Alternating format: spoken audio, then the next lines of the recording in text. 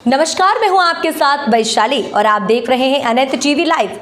आइए बढ़ते हैं खबरों की ओर। यूपी के मुख्यमंत्री योगी आदित्यनाथ आज छिंदवाड़ा पहुंचे, जहां उन्होंने प्रचार के आखिरी दिन पूर्व सीएम कमलनाथ के गढ़ छिंदवाड़ा में जनसभा लेकर कांग्रेस पर जमकर निशाना साधा।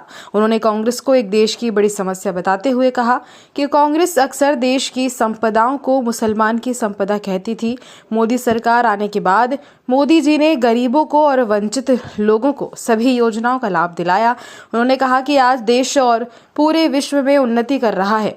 उन्होंने राम मंदिर मुद्दे को लेकर कांग्रेस पर जमकर निशाना साधा। योगी आदित्यनाथ ने छिंदवाड़ा में कहा कि भगवान राम और श्री कृष्ण के अस्तित्व को कांग्रेस के द्वारा नकार दिया गया था।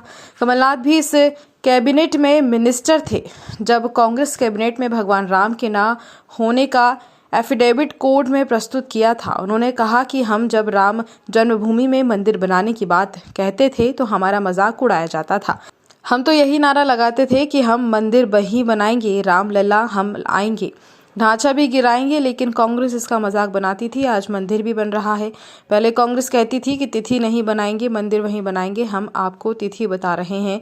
24 जनवरी को अयोध्या में देश के प्रधानमंत्री नरेंद्र मोदी रामलला की प्राण प्रतिष्ठा करेंगे और कमल का बटन दबाओ, बंटी भैया को जिताओ और अयोध्या आओ। योगी आदित्यनाथ ने अयोध्या में भगवान रामलला के दर्शन करने को लेकर मंच से बड़ा बयान दिया। उन्होंने कहा कि यदि आप अयोध्या में रामलला के दर्शन करना चाहते हैं तो कमल का बटन दबाओ, बंटी भैया को विधायक बनकर भोपाल भेजो और अयोध्या आने का प्रबंध वे खुद कर देंगे। प्रचुर प्राकृतिक संसाधनों से समृद्ध एक ऐसी विधानसभा है भाइयों बहनों, जिस विधानसभा को कांग्रेस ने आजादी के बाद से ही विकास से वंचित रख करके, बुनियादी सुविधाओं से वंचित करके और पीछे धकेलने का काम किया है। और इसीलिए आज मैं आप सबके बीच में आपसे आह्वान करने के लिए आया हूं कि भाइयों बहनों, आपने पिछले 9 वर्ष में देश की तकदीर को बदलते हुए देखा है। एक नए भारत का दर्शन किया है। एक ऐसा भारत वैश्विक मंच पर जो 142 करोड़ भारत के नागरिकों के सम्मान को बढ़ा रही है। एक ऐसा भारत जो दुनिया के अंदर भारत की ताकत का एहसास कर रहा है। एक ऐसा भारत संकट में फंसे हुए मानवता को एक नई राह दिखाने वाला भारत। और उन स्थितियों में जब भारत का विश्व में सम्मान बढ़ रहा हो, जब भारत दुनिया के अंदर एक सुरक्षित देश के रूप में जाना जा रहा हो और विश्व के अंदर संकट में फंसी हुई कोई भी मानवता जब भी इस संकट से मुक्त होने का कोई राह देखती है, उसकी नजर भारत की ओर होती है, प्रधानमंत्री मोदी जी की ओर होती है।